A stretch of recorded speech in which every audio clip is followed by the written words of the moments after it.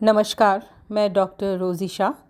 अपनी last class में मैंने आपको एंटोनियो ग्राम्शी के आधिपत्य का सिद्धांत बताया था।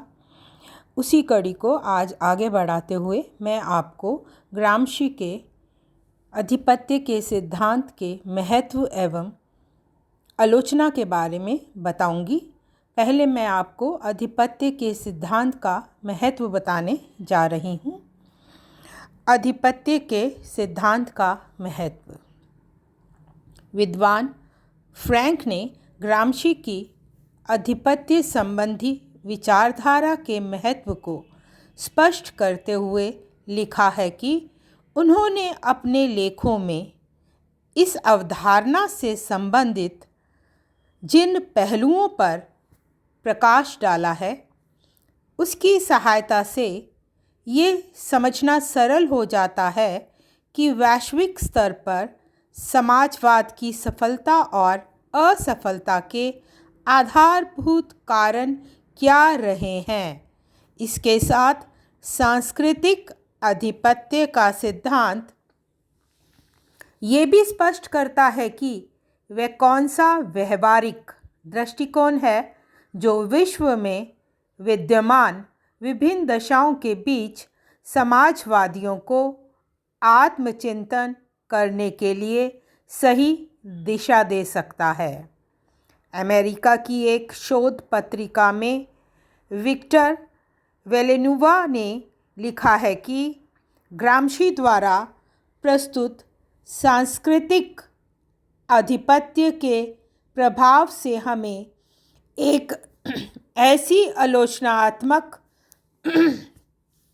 दृष्टि मिल सकती है जिसकी सहायता से हम गहरी जड़ें जमाए हुए अपने स्वयं के विश्वासों की उत्पत्ति के स्रोत को समझकर अपने विचारों को बदल सकते हैं।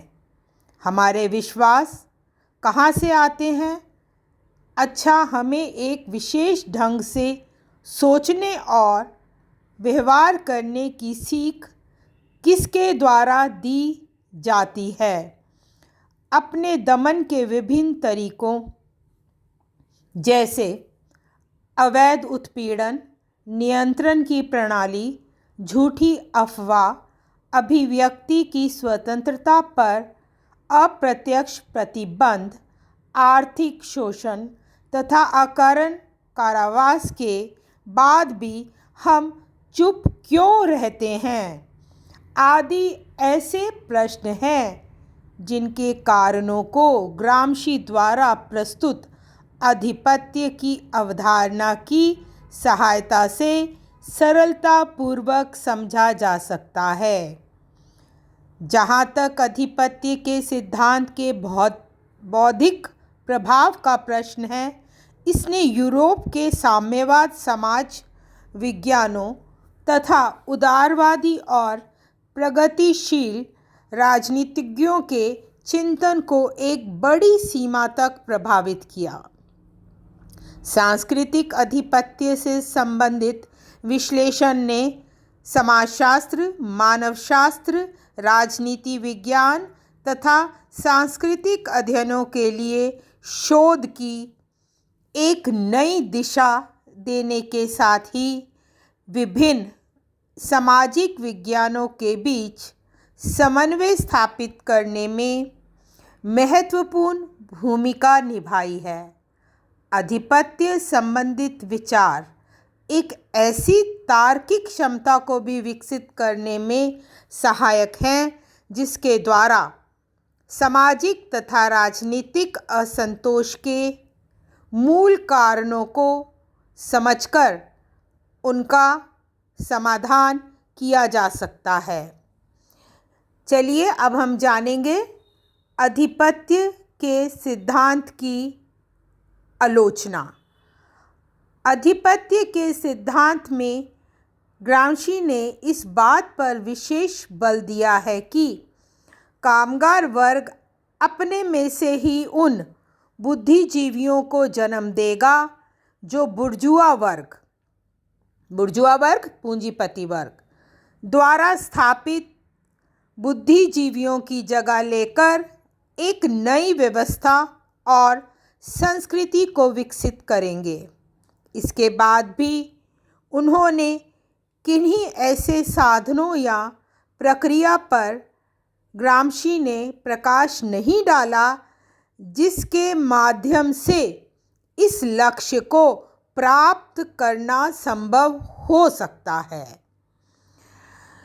एक समाजवादी के रूप में भी ग्रामशी की प्रतिष्ठा विवादपूर्ण रही।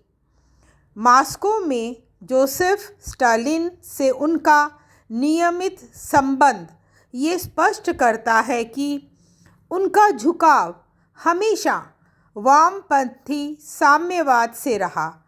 आलोचकों का यहाँ तक मानना है कि यदि ग्रामशी को कारावास का दंड ना मिलता तो शायद उन्हें अपनी पार्टी से भी निष्कासित कर दिया गया होता।